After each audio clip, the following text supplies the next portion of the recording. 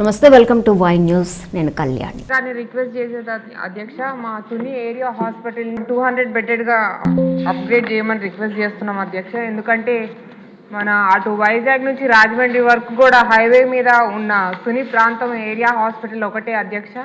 దానికి కొంచెం 200 బెడెడ్గా హాస్పిటల్గా అప్గ్రేడ్ చేయమని రిక్వెస్ట్ చేస్తున్నాం అధ్యక్ష.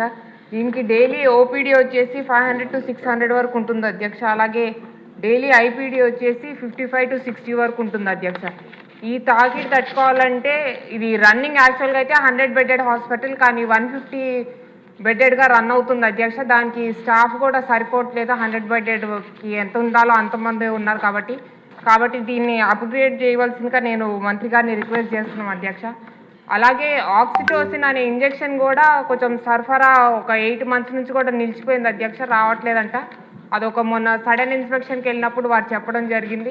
అది కూడా కొంచెము దృష్టిలో పెట్టుకోమని మంత్రి గారిని రిక్వెస్ట్ చేస్తున్నాం అధ్యక్ష. అలాగే మన రాబోయేది ఉమెన్స్ డే కాబట్టి ఇంతకుముందు కూడా ఇది నేను ప్రస్తావించాను సభలో.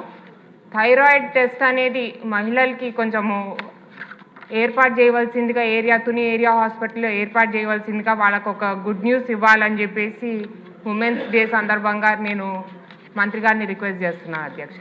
థ్యాంక్ యూ అధ్యక్ష. This news sponsors by Shri Krishna Enterprises. Railway station ఎదురుగా మా వద్ద అన్ని టీవీలు, ఏసీలు, ఫ్రిడ్జ్లు మరియు అన్ని రకాల ఫర్నిచర్ హోల్సేల్ ధరలకు అమ్మబడును. ఈ కృష్ణ ఎంటర్ప్రైజెస్ కు విచ్చేయండి. రైల్వే స్టేషన్ ఎదురుగా, main road, Tuni. Proprietor Tamarana Satyanarayana.